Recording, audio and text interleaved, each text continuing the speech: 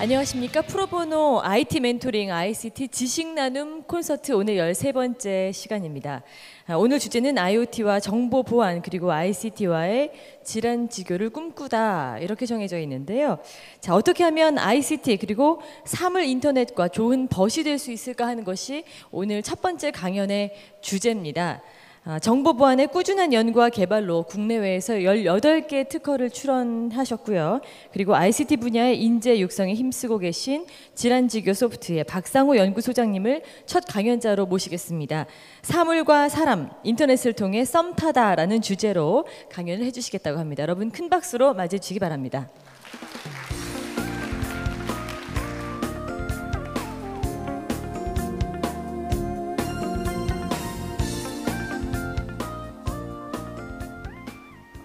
안녕하세요. 저는 질환지교 소프트 박상호라고 합니다. 이렇게 저희 강연에 참여해 주셔서 정말 감사하고요. 사실 저는 이 자리에 사물 인터넷 전문가로 선 것은 아닙니다. 여기 계신 여러분들처럼 앞으로 사물 인터넷 시대를 맞이하고 준비해 가야 되는 한 사람으로서 사물 인터넷을 한번 생각해 보고 함께 이야기해 보려 합니다. 오늘의 주제는 사람과 사물 인터넷을 통해 썸타다입니다. 앞으로 우리는 사물 인터넷을 준비해야 되는데 사물이 사람과 인터넷을 통해서 썸을 타게 된다면 우리가 꿈꾸는 사물 인터넷 세상이 만들어지지 않을까, 그렇게 한번 생각해 봤습니다. 썸을 타게 되면 어떤가요? 보시는 바와 같이 자꾸 생각나고 보고 싶고 막 연락하는 횟수도 늘어나고요. 만나면 헤어지기 싫습니다. 사람들이 과거부터 현재까지 어떤 것들과 썸을 탔고 또 어떻게 썸을 탔는지 한번 찾아보도록 하겠습니다. 우선 90년대입니다. 90년대에는 보시는 바와 같이 인터넷에 연결되어 있지 않은 어떤 것들과 사람들이 갖고 싶고 원했습니다.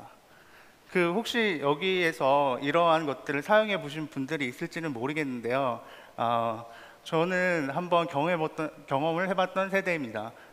TV 드라마 최근에 했었죠. 응답하라 1994였나요? 그런 데서 이제 나올 만한 디바이스들인데요. 삐삐라든가 게임기라든가 아니면 워크맨이라든가 미니카세트요, 그리고 PC를 통한 게임, 예전에 너구리나 고인돌 이런 것들이 있었습니다. 즉 90년대에는 사람들이 이러한 디바이스 자체에 원하고 갖고 싶어 했었던 시대입니다. 2000년대로 오면서 사람들이 PC를 보급받게 되었어요. 그러니까 PC가 대중화되고 그 다음에 인터넷이라는 것들이 사람들한테 이제 사용할 수 있는 환경이 만들어졌습니다. 그러다 보니까 다양한 서비스들이 만들어지기 시작을 했는데요.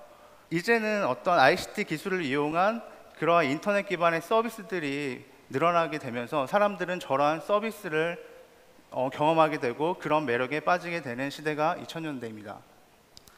현재 우리가 살고 있는 2010년대는 어떨까요?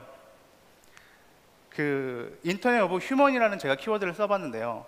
사람들이 스마트폰이라는 매개체를 통해서 항상 24시간 동안 인터넷에 연결되어 있는 상태가 만들어지게 됐습니다. 그러다 보니 항상 커뮤니케이션을 할 수 있게 되었고요. 그 다음에 친구들과 경쟁하면서 게임을 하고 SNS를 통해서 내 상황을 항상 쉽게 공유할 수 있으며 내 주변에 있는 어떤 자동차라든가 숙박업소들을 실시간으로 조회하고 예약할 수 있는 그러한 시대가 됐습니다. 즉 지금은 인터넷이라는 것이 단순히 즐길 거리가 아니라 정말 우리 생활 깊숙이에 들어와서 우리의 생활 자체를 바꿔놓고 있다고 보시면 되겠습니다. 앞으로 다가올 2020년은 사물 인터넷 시대라는 얘기를 많이 합니다. 이런 그림들 많이 보셨을 것 같아요. 사물이 사람과 또는 어떠한 서비스들과 다양하게 연결되어서 굉장히 복잡하고 많은 것들을 만들어내는 그러한 세상. 사실은 아직까지는 여기에 두각을 나타낼 만한 서비스는 현재 없습니다. 하지만 무엇인가는 또 기회가 있겠죠, 이 세상 속에서. 즉 많은 사람들이 이렇게 얘기를 합니다. PC, 인터넷, 모바일, 이 시대를 1차 디지털 혁명이라고 얘기를 하고요. 앞으로 있을 IoT 시대가 2차 디지털 혁명이라는 얘기를 하고 있습니다. 아마 이런 세상이 될 것 같아요. 어떠한 개인이나 홈, 그 다음에 헬스케어, 상점, 어떠한 공장, 스마트 인프라, 보안 방법부터 교통까지 다양한 것들이 사물 인터넷 기반의 기술을 통해서 새로운 가치와 새로운 서비스를 만들어내는 세상. 근데 여기에서 정말 사람들이 원하는 것이 무엇일까를 한번 고민해 볼 필요가 있습니다. 사람들이 원하는 것은 내가 스스로 찾아서 하는 것이 아니라 그냥 나는 가만히 있어도 세상이 그냥 그렇게 내가 원하는 대로 해주는 바로 이러한 세상. 그냥 켜져라라고 생각을 하면 막 켜지는 거예요. 즉 사람들이 막연하게 사물 인터넷 세상을 생각하면 이러한 세상을 생각하고 꿈꿀지는 모르겠습니다. 근데 현실은 이런 것들 광고도 하고 인터넷 검색해봐도 간혹 이제 나오고 있는데요. 혹시 이렇게 스마트폰을 통해서 스위치를 켜거나 전등을 켜거나 카메라를 동작하는 것들을 직접 사용하거나 경험해 보신 분들이 계신가요? 뭐 있으실 수도 있고 없으실 수도 있는데 아직은 이런 것들을 직접 경험해 보지는 못하셨을 것 같습니다. 근데 사물 인터넷 시대는 지금처럼 이러한 시대가 아니라 그냥 이렇게 단순한 것들을 사람들이 사물과 연결되어서 경험하고 누구나 다 서비스를 받을 수 있는 세상, 그러한 세상이 사물 인터넷 세상이라고 말하고 싶고 저는 그렇게 생각을 합니다. 다음 건물의 공통점이 무엇인지 혹시 아세요? 그 왼쪽은 대만에 있는 국제식물 전시장이고요. 오른쪽은 현재 청주에서 열리고 있는 공예 비엔날의 건물입니다. 굉장히 겉에서 보면 화려해 보이잖아요. 하지만 이러한 화려한 건물이 사실은 이러한 빈 페트병과 시드로 만든 건물입니다. 이렇게 누구에게나 친숙한 재료들로 만들어진 이 건물이 이렇게 화려하게 비춰질 수 있다는 것입니다. 사물 인터넷도 그렇다고 생각합니다. 거창하고 화려하고 대단한 것이 아니라 그냥 누구에게나 친숙하고 쉬운 존재로서 우리의 생활을 바꿔갈 것이라고 생각합니다. 혹시 스마트워치 같은 거 사용해 보신 적 있으신가요? 저도 애플워치를 사용을 해보고 있는데요. 애플의 광고를 보면 스마트워치를 통해서 굉장히 다양한 것들을 합니다. 근데 저는 딱 한 가지 기능을 사용하고 있는데요. 그냥 휴대폰을 주머니나 가방에서 꺼내지 않아도 그냥 바로바로 메시지를 확인할 수 있는 거예요. 단 이 한 가지의 기능이 저의 생활을 너무나도 편리하게 만들어주고 있다는 것입니다. 즉 대단한 것이 아니라 완전히 새로운 것이 아니라 그냥 누구나 이렇게 쉽게 사물과 커뮤니케이션하고, 즉 사물과의 인터넷을 통한 사물이 저에게 썸으로 다가올 수 있는 환경, 그런 것들이 사물의 인터넷이라고 말할 수 있겠습니다. 그래서 저희는 직접 한번 조금 더 편리한 생활을 경험해 보기 위해서 IoT를 만들어 보기로 했습니다. 그 지란지교 소프트에서는 그 대학생들에게 오피스나 기자재나 활동비나 멘토링을 지원하는 프로그램이 있는데요. 이 프로그램을 통해서 현재까지 한 85명의 학생들이 참여했었고 다양한 프로젝트에 도전을 했었습니다. 이러한 프로젝트에 도전했던 사례들을 한번 보여드리도록 하겠습니다. 첫 번째, 혹시 멤버십 카드 많이 사용을 하시나요? 그 멤버십 카드를 가지고 이렇게 매장 앞에 딱 서서 할인되는 카드 보여드리고 적립되는 카드 보여드리면 뒷사람이 왜 이렇게 빨리 안 가? 라고 해서 이렇게 뒤에서 이제 눈치를 보게 됩니다. 즉 무엇인가 분명히 할인받고 적립받고 싶지만 내가 직접 제시해야 되는 그런 과정들이 매우 불편한 상황인데요. 이런 것들을 한번 해소해 보고자 모바일 멤버십 카드 사용이 쉬운 이지갑이라는 프로젝트를 저희가 진행해 봤었습니다. 이것은 뭐냐면 기존에는 할인 카드, 모바일 적립 카드를 제시하는 것이 아니라 내가 하나의 애플리케이션에서 그거를 지정해서 제시를 하면 그 다음부터는 그 매장의 와이파이라든가 블루투스 센서라든가 이러한 센서들을 기반으로 그냥 한 번에 제시하는 그러한 서비스입니다. 기존에는 스마트폰을 줬다 받았다를 반복을 한다면 이 애플리케이션은 그냥 한 번만의 제시로도 바로 할인받고 적립받을 수 있는 애플리케이션입니다. 간단히 시연 영상을 한번 보시겠습니다. 지금처럼 카드를 제시하기 위해서 폰을 건넸다 받고 다시 다른 모바일 카드를 선택해서 보여주고 받고, 이렇게 과정을 보통 사람들은 거쳐야 됩니다. 근데 이런 애플리케이션을 사용하면 그냥 선택해서 바로 제시하면 두 가지를 한 번에 할 수 있고요. 그 다음에 재방문이라면 그냥 바로 선택 한 번으로 해가지고 그때 제시했던 모바일 카드를 바로 제시해주는 그러한 서비스입니다. 혹시 이런 것들이 있다면 좀 저희 생활이 편리해질 수 있을까요? 편리해질 수 있다고 생각하겠습니다. 다음으로 혹시 집이나 회사에서 콘센트를 그냥 켜두고 나왔을 상황이 있을 수 있습니다. 이런 경우 다시 돌아갈 수도 없고 안 돌아갈 수도 없고 정말 이제 멘붕에 빠지는 상황이 되는데요. 이런 것들을 한번 해결하기 위해서 사용자 위치에 따른 자동 전원 제어라는 프로젝트를 한번 진행해 봤었습니다. 사실은 이런 것들은 현재 그 원격으로 제어하는 그러한 실제 상품들이 존재는 합니다. 하지만 저희는 대학생들과 함께 이것을 구현해 보고자 이렇게 못생긴 장치를 만들어졌는데요. 기존에 있던 멀티탭을 개조해서 거기에서 그 오픈 하드웨어를 기반으로 센서를 부착하고 그것이 스마트폰과 위치가 멀어지면 자동으로 전원을 차단하는 그러한 프로젝트였습니다. 세 번째로는 요즘 보시면은 노트북이, 예전에는 노트북을 PC 모니터나 아니면 TV, 프로젝터에 연결을 할 때 RGB 케이블 하나만 있으면 연결이 가능했었는데요. 최근에는 노트북이 작아지고 경량화되면서 RGB, DVI, 마이크로 HDMI, 미니 HDMI 다양한 케이블 포트가 발생하게 됐습니다.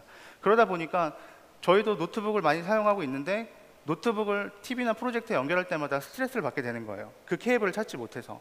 그래서 이러한 문제를 해결하려면 어떻게 해야 될까를 고민하다가 지금처럼 TV에 작은 영상 장치를 저희가 만들어서 붙이고 메신저에 이 영상 장치가 보여지도록 등록을 해놓는 겁니다. 그럼 다음부터는 그 메신저에 보여지는 TV를 그냥 선택하는 것만으로도 바로 영상이 TV로 송출되는 그러한 프로젝트를 진행했었습니다.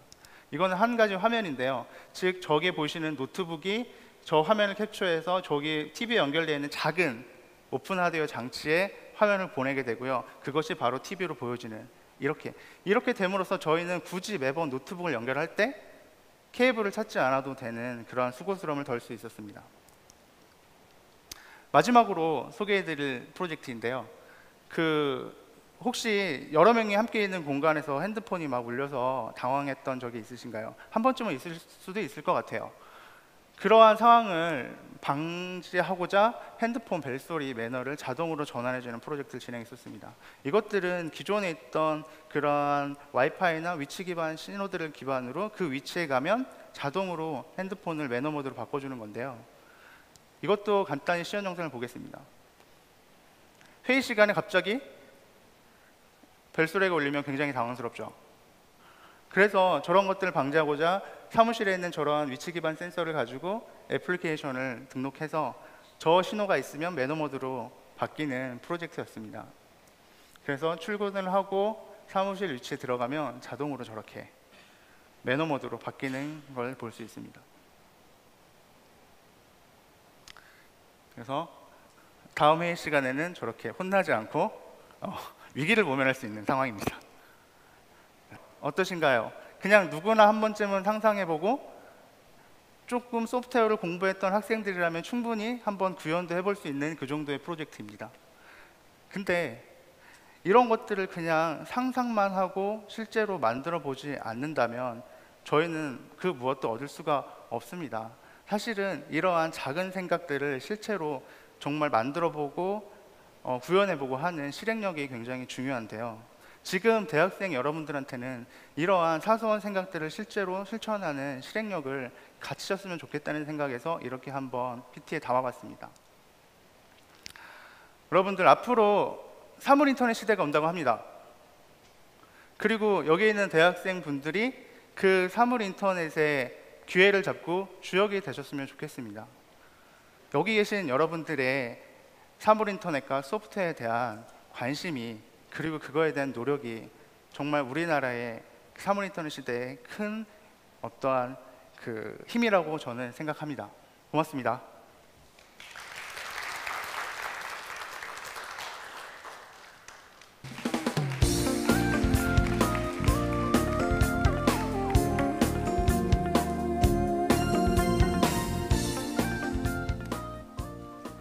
안녕하세요. 지란지교 시큐리티 대표이사 윤두식입니다. 반갑습니다.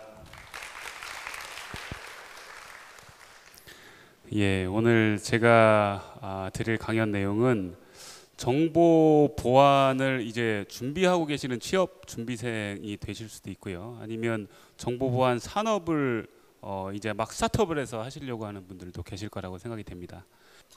사실 옛날에는 제가 90년대, 91년에 대학교를 들어갔는데 그때만 해도 사실은 그 시스템이라는 게 몇 개 없었어요. 뭐 그 일반적인 서버 한 대, 학교에 봤더니 서버가 한 대 있어요. 그 다음에 그걸 다 어떻게 쓰냐면 이 학생들이 다 모니터 여러 대를 두고 이렇게 나눠 쓰고 있더라고요. 그게 이제 지금 보면 뭐라고 얘기할 수 있냐면 클라우드 컴퓨팅이라고 얘기할 수 있습니다. 시스템은 중앙에 있고 보통 사용자들은 자기 모니터 또는 PC에서 그 데이터를 이용할 뿐이죠. 옛날에는 시스템 한 대만 보고 정보 보호를 하면 되는데 지금은 데이터를 보고 그 다음에 사용자를 보고 정보 보호를 해야 된다는 데 문제가 있습니다. 근데 그 환경이 너무나도 많이 늘어나고 있다는 거예요. 그래서 지금은 이제는 이 정보 보호에 대한 패러다임이 완전히 바뀌고 있습니다. 그러면 정보 보호 기업에서 과연 할 수 있는 일이 뭐가 있을까? 여러분들이 사실 뭐 정보 보호하면 프로그램 뭐 정도로 갈 수 있겠죠? 또 하나는 또 뭐가 있을까요? 보통 물어보면 다 뭘 얘기하냐면 아까 그 아나운서께서도 말씀하셨듯이 화이트 해커, 무슨 악성 코드 분석가, 그 다음에 또 뭐가 있을까요? 관제, 뭐 이런 얘기들을 많이 합니다. 근데 사실은 정보 보호라고 하면 정보 보안이 있고요. 그 다음에 물리 보안이 있습니다. 예전에는 이게 좀 나뉘어 있었어요. 그러니까 그 컴퓨터를 위주로 하는 그 정보 보호를 그냥 일반적인 그 정보 보호라고 하고, 그 다음에 뭐 CCTV나 카메라나 뭐 이런 것들을 핸들링하는 것들을 물리 보안이라고 했습니다. 근데 지금은 그게 합쳐지고 있습니다. 왜? 전부 다 이제 기계들이 다 인터넷에 물리기 때문에 이제 융합 보안으로 가고 있습니다. 그래서 IoT도 이제 융합 보안이라고 얘기를 할 수가 있고요. 그래서 보통 정보보호 기업들이 하는 그 역할들이 뭐냐면 그 정보보호 위협이 나타나면 그 위협을 잘 분석해서 보안 환경이 될 수 있도록 안전한 환경을 만들어주는 것, 이게 바로 그 정보보호 기업들이 보통 하고 있는 일이고, 여러분들이 정보보호 기업에 들어가면 이런 일들을 하게 됩니다. 보통 드라마에서도 예전에 한번 뭐 해커들 관련된 드라마가 나온 적이 있었고요. 프로그래머들 관련된 드라마가 나온 적이 있었는데 그냥 좋은 모습만 보여집니다. 근데 사실은 이 정보보호는 굉장히 지루한 작업이고 굉장히 오랜 시간 동안 분석을 해야 되는 작업이고, 그렇기 때문에 좀 끈기가 필요한 그런 작업이기도 합니다. 그래서 그 기업들은 흔히 여러분들이 그 정보보호를 한다라고 하면 일반 개인, 그 다음에 기업, 국가, 이런 그 환경의 정보 보호를 하는 것들을 보통 얘기를 하는데요. 그래서 가장 큰 그 의미에서 봤을 때는 전 세계 그 네트워크들을 안전하게, 정보들을 안전하게 구축하는 그런 쪽으로 먼저 생각을 할 수가 있고, 조금 더 범위를 좁히자면 국가의 어떤 정보 보호 기반, 그 다음에 그걸 더 좁히자면 한 기업, 그걸 더 좁히자면 한 개인의 개인 정보나 시스템을 관리하는 이런 쪽으로 생각을 할 수가 있겠습니다. 그래서 궁극적으로 보자면 사실은 이게 사람과 사물과 정보를 얼마나 안전하게 소통할 수 있고 연결할 수 있게 그런 환경을 만들어 주느냐가 사실은 기업이 이런 정보 보안 기업이 하는 역할이 되겠습니다. 그러면 사실 여기서 이런 회사에서 일을 하려면 어떤 능력이 필요할까요? 그냥 기술만 있어도 되는 문제는 아닙니다. 사실 여러분들 한번 생각해 보시면 소프트웨어 분야만 해도 한 18가지 정도의 그런 종류의 일들을 할 수가 있습니다. 보시면 우선은 뭐 컨설팅, 그 다음에 프로젝트 관리, 아키텍처링, 그 다음에 뭐 소프트웨어 품질 관리, 소프트웨어 구현.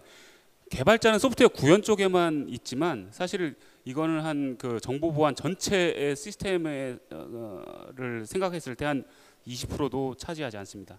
그 이외에 해야 되는 일들이 어마어마하게 많습니다. 네, 뭐 기타 마찬가지고요.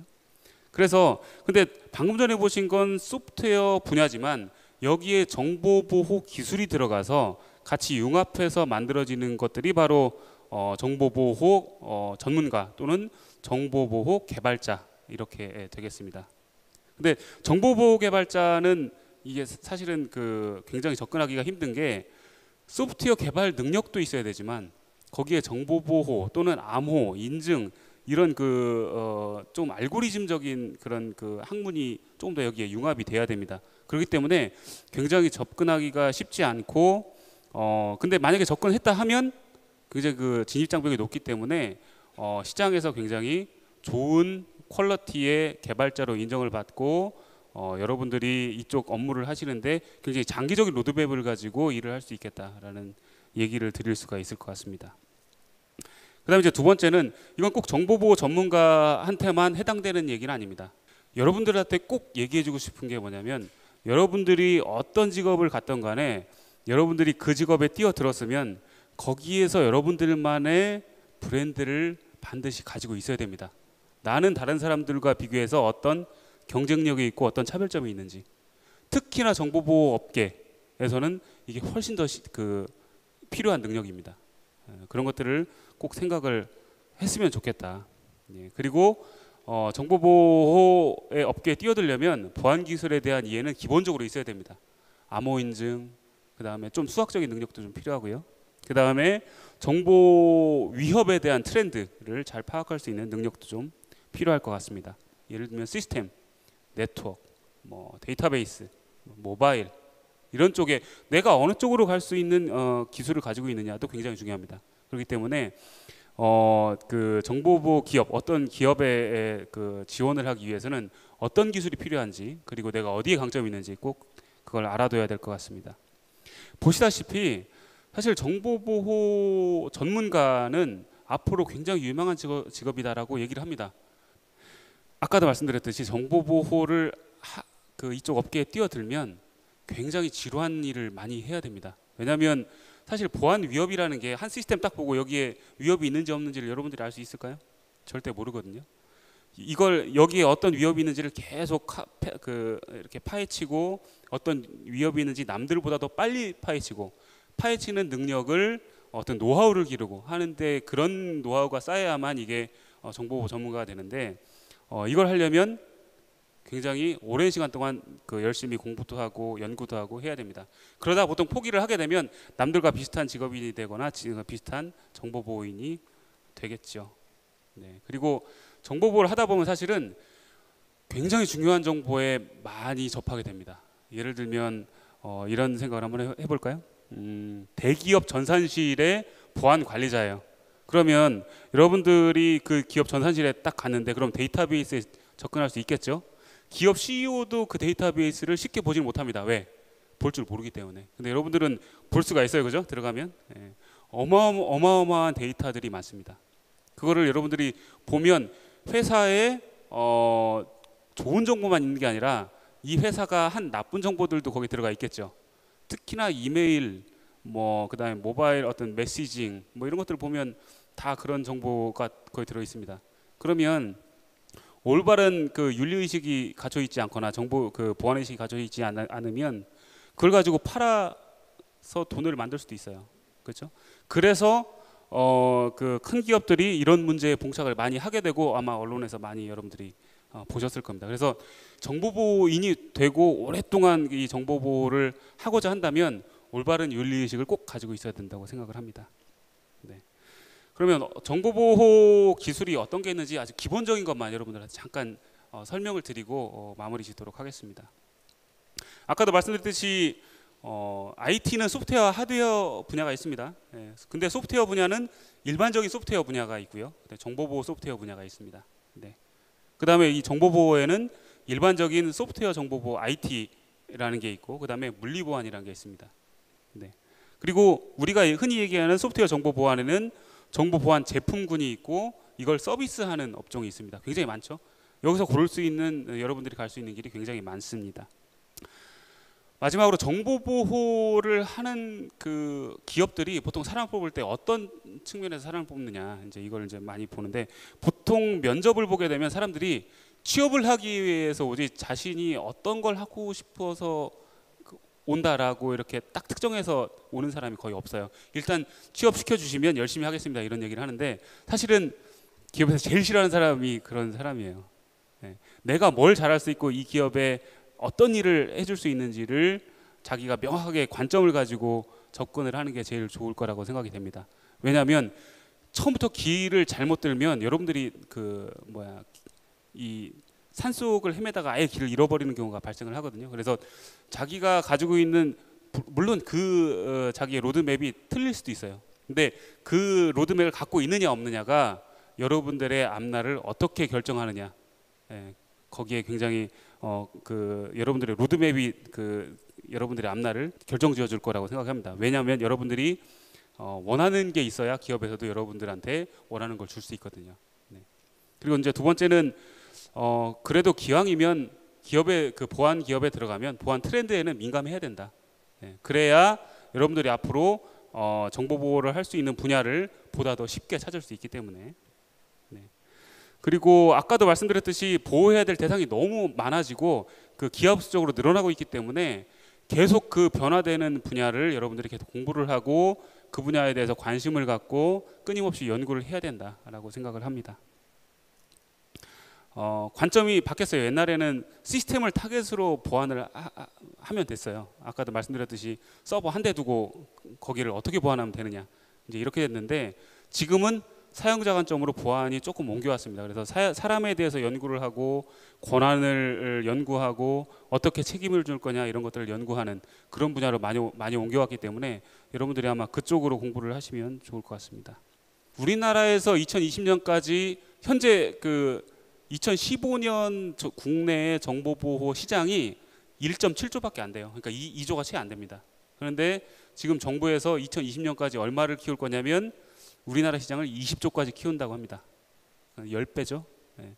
그만큼 정보보호 시장에 대해서 정부에서 갖고 있는 기대도 크고 앞으로 훨씬 더 이쪽을 중요하게 생각할 거다. 그러면 여러분들한테 훨씬 기회가 더 많아지겠죠. 그래서 정보보호에 대해서 조금 더 생각을 많이 하고 공부를 많이 하셨으면 좋겠다. 그런 생각을 합니다.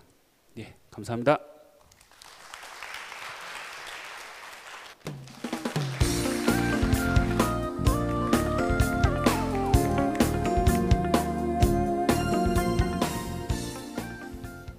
안녕하세요.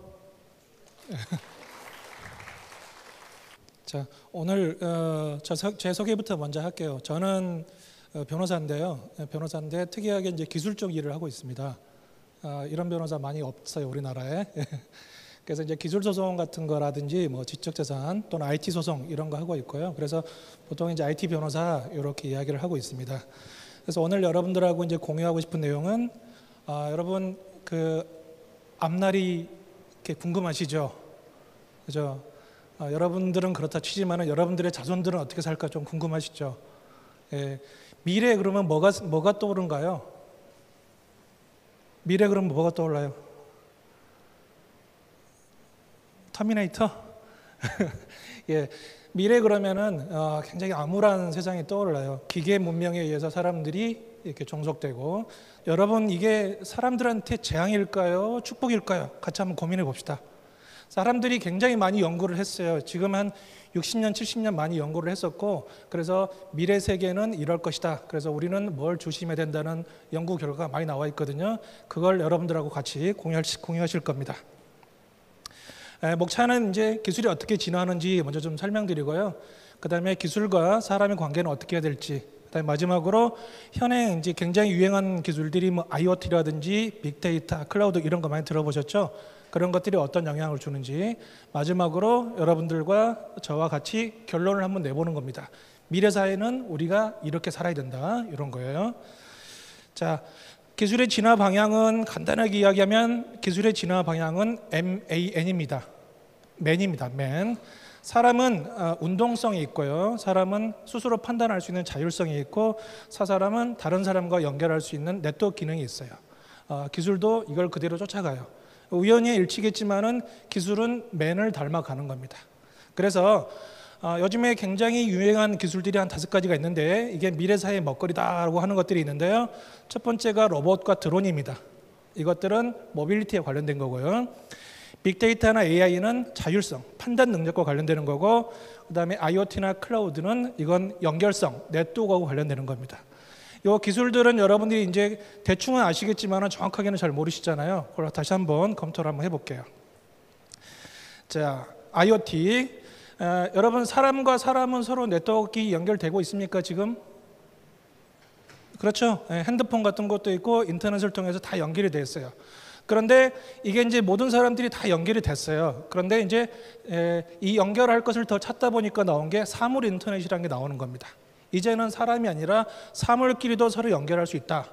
사물끼리 연결하면 뭐가 좋을까요? 그러면은 사람이 일정한 명령을 내리지 않더라도 사물이 알아서 서비스를 해주는 겁니다. 그런 게 사물 인터넷이고, 사물 인터넷을 통해서 정보 수집을, 예전에는 여러분들이 컴퓨터 앞에 앉아서 이렇게 열심히 정보를 넣었는데 이제는 IoT 단말기에서 또는 센서에서 정보를 막 수집해서 저장을 해서 처리를 해주는 겁니다. 그러면 정보량이 폭발적으로 늘어나겠죠. 그런 게 이제 빅데이터 시대가 되는 거예요. 빅데이터라는 것은 여러분, 예컨대 청개구리가 울면 비가 온다라는 걸 입증하라. 그러면 어떻게 입증합니까?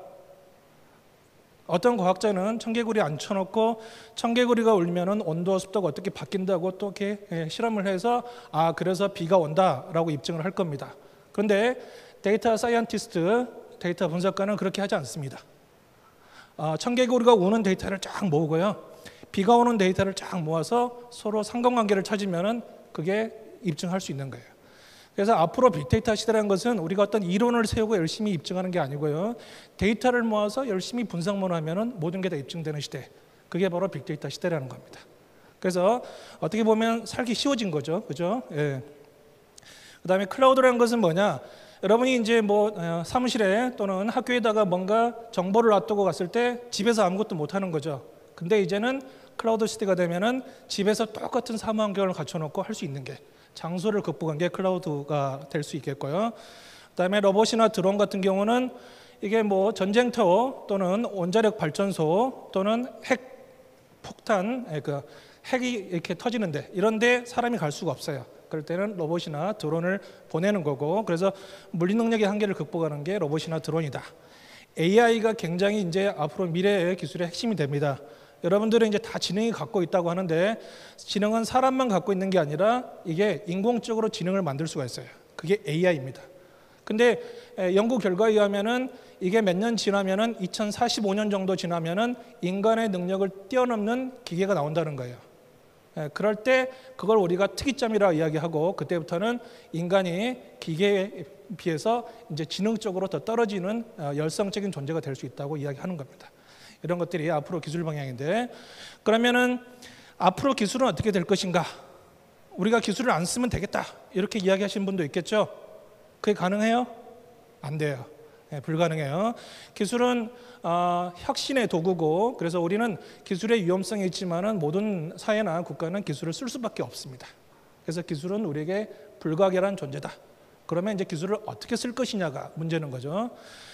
제가 문제를 한번 내볼게요. 여러분 집에 TV 다 있죠? 그러면은 전자회사 같은 경우는 TV 회사는 더 이상 TV를 못 팔아야 맞는 거죠. 근데 TV는 계속 팔고 있어요. 왜 TV를, 여러분들은 다 TV를 갖고 있는데 전자회사는 자꾸 TV를 팔까요? 기술을 혁신하기 때문입니다. 그래서 기술이란 것은 혁신을 통해서 여러분들의 수요를 계속 창출해가고, 그래서 TV를 갖고 있는 여러분들은 또 TV를 또 사고 그런 겁니다. 만약에 기술이 없으면은 그건 불가능한 거예요.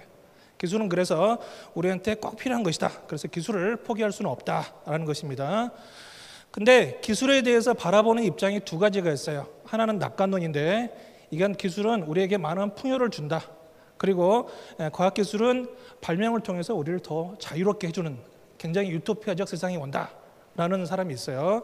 또 하나는 영화 많이 보시죠? 영화는 대체로 디스토피아입니다. 그래서 인간성이 훼손되고 기술은 인간의 주도적이고 인간은 기술의 종속적이 된다. 인간의 의지라든지 인간성이 없어진다라는 것들입니다. 유토피아가 커질수록 디스토피아도 커져요.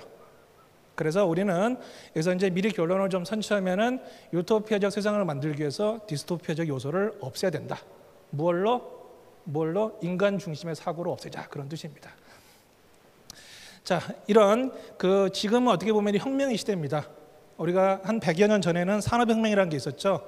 그때 자본주의가 꿈틀꿈틀 이렇게 성장했을 때 자본주의가 없어야 된다, 자본주의는 성장시켜야 된다라는 굉장히 경론이 일어났어요. 그때 막스가 나오고 그런 거죠. 지금도 비슷한 시기예요, 여러분들. 지금 혁명의 시대입니다. 기술 혁명의 시대이기 때문에 기술에 대해서 어떻게 해야 된다는 이론들이 계속 나오는데 이게 예전의 산업혁명 시대랑 큰 차이가 없어요. 여러분들은 굉장히 어떤 기술 사회에서 격변기적 시대에 살고 있다고 생각하시면 돼요. 아시겠죠? 예. 자, 그러면 기술에 의해서 인간성이 어떻게 훼손되는지 봅시다. 기술이 왜 나왔냐? 기술은 자연의 어떤 억제적 요소, 우리가 자연에 의해서 뭔가 못하는 것들이 굉장히 많았죠. 그런 걸 극복하기 위해서 나온 게 바로 기술이라고 생각하시면 돼요. 그런데 어느 순간 기술은 어떻게 되냐? 기술이 발전하면 할수록 이제는 자연을 극복해 주는 걸 단계를 넘어서 인간을 극복해 가는 거예요. 기술이라는 것은 한번 만들어 놓으면은 사람이 통제할 수가 없어요. 자, 여러분 SNS 만들어 놨죠? 굉장히 좋죠. 서로 오랜만에 동창도 만나고 굉장히 좋은데 문제는 뭐냐면은 SNS 안에서 사이버 불링, 이른바 왕따를 시켜서 죽이는 경우가 있어요. 그렇죠? 사이버 공간 만들었죠. 근데 그게 범죄 수단으로 악용되고 있어요. 통제할 수가 없는 기술입니다.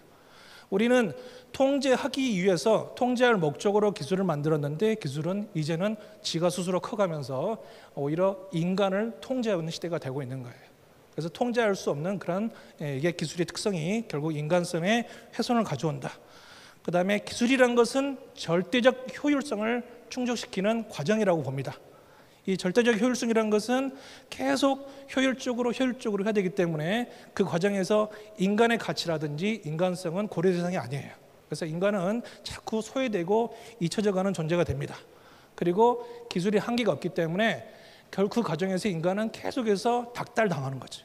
닥달당하는 것은 제가 만든 게 아니라 철학자가 한 이야기입니다. 계속 닥달당하면서 소외되고 이용당하고 수단으로 돼가고 있는 게 기술 시대입니다. 정리를 하면 기술은 긍정적 기능이 있다. 이제는 자연의 구속, 홍수, 온도, 기온 또는 날씨 이런 것에 대해서 굉장히 많이 극복을 했죠. 그 다음에 거리도 많이 극복을 했어요. 서울, 부산 이제는 3시간이면 갈 수 있어요. 그렇죠? 하지만은 그 과정에서 인간은 이제 자율성이 박탈당하고 이제 기술이 위험으로 되는 거고 더 큰 문제는 로봇 등이 여러분을 대체할 수 있습니다. 좀 더 중요한 문제, 기술은 중립적인가? 이게 여러분 대학 올라올 때 수능 시험에도 많이 나오고 논술 시험에도 많이 나왔죠. 결론은 뭐예요? 중립적이지 않다는 게 지금의 많은 사람들이 주장하고 있는 겁니다. 하이데거는 기술 철학을 완성시킨 거의 이제 집대성하신 분이라고 보시면 되는데 하이데거는 기술은 세상을 보는 창이라고 봅니다. 그래서 여러분이 달 있죠, 달을 그냥 육안으로 봤을 때는 달은 굉장히 낭만적인 거예요. 달에 토끼가 이게 절구질을 하고 있구나. 그런 것이죠. 근데 달을 이제는 어떤 굉장히 좋은 천체망원경으로 봅니다. 그러면은 지구를 회전하는 달이 되는 것이죠.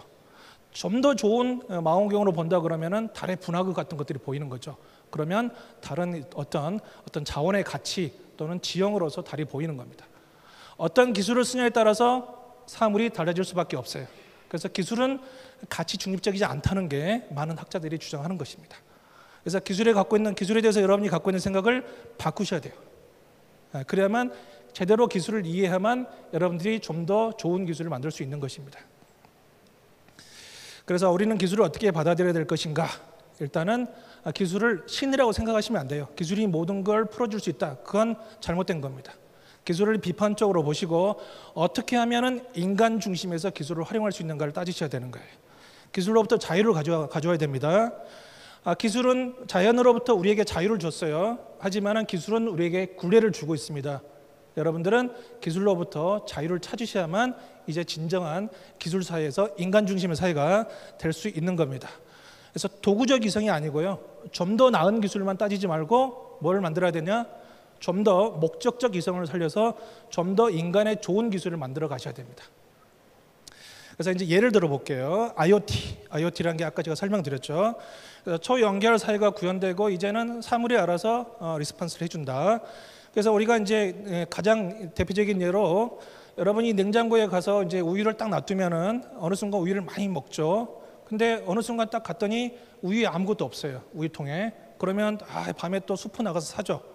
IoT 시대가 되면은 냉장고에서 그걸 찾아서요. 센서가 쭉 해서 우유가 떨어졌다고 우리에게 문자를 보내주는 거예요. 그러면 들어올 때 사갖고 가야겠구나. 이런 게 IoT 시대인 겁니다. 문제는 뭐냐면 그렇게 하면은 굉장히 그런 장점도 있지만은 정보 수집이 대량화됩니다. 정보 수집이 대량화된 것은 역사적으로 SNS 등장으로 정보가 극대하게 커진 거고요. 앞으로 IoT 시대가 전면화되면은 또 한 번 정보가 극대화 커집니다. 정보가 많아진다는 것은 좋은 점이 있어요. 하지만은 단점도 있습니다. 그래서 단점은 뭐냐? 이제는 IoT 시대가 되면은 어떤 정보 침해로 인해서 위험이 현실에 미친다. 예컨대 간단한 예입니다. 심장에 인공 맥박 기기를 달았다고 칩시다. 그런데 해커가 거기를 들어가서 갑자기 과전류를 흘려요.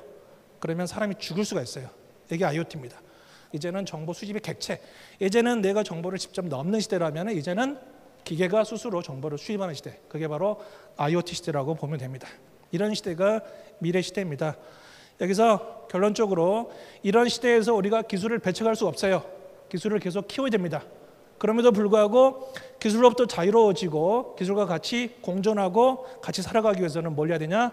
결국 인간 중심의 사고, 인문학적 사고를 가지시고 어떤 도구적 이성보다는 목적적 이성을 찾아가서 이 기술이 어떻게 활용되고 이 기술은 인간에게 어떤 영향을 줄 것이고 사람들이 좋아할 것인가 말 것인가를 계속 생각해 가면서 이제 기술을 그냥 기술로 보지 마시고 기술에 대해서 비판적 관점을 가지시고 이제 인간 중심의 사고를 좀 더 해야 되고 앞으로 점점 그렇게 했을 때 여러분들은 여러분으로서 인간으로서 어떤 주체성을 가지고 인간으로서 가치를 가지고 살아갈 수 있고 미래 사회를 현명하게 맞이할 수 있을 것입니다. 아시겠죠? 예. 그래서 저희 강의는 여기까지 해서 마치겠습니다. 예, 감사합니다. 네, 이렇게 해서 ICT 드림 콘서트 오늘 저희가 준비한 순서가 모두 끝났습니다. 사물 인터넷, IoT와 정보보안의 중요성을 알아보고요. 그리고 ICT와 질환지교를 꿈꿀 수 있었던 소중한 시간이었습니다. 고대 양대를 지키던 유목민들은 밤하늘에 무수하게 떠있는 별들을 바라보다가 그 안에서 특별한 형태를 찾아내서 별자리를 만들었다고 하죠. 오늘날 ICT의 무궁무진한 가능성은 바로 그런 별자리와 같지 않나 하는 생각을 잠시 해봤습니다. 셀 수 없이 무수한 정보들을 유의미한 일로 만드는 것, 바로 오늘 이 자리에 와주신 청년 여러분 그리고 방송을 보고 계신 여러분들의 몫이 될 것 같습니다. 자, 프로보노 ICT 지식 나눔 콘서트 오늘 순서는 여기까지입니다. 오늘 함께 나눈 이야기는 강연 IT 전문 채널인 YTN 사이언스를 통해서 방송으로 다시 보실 수 있습니다. 함께 해주신 여러분 고맙습니다.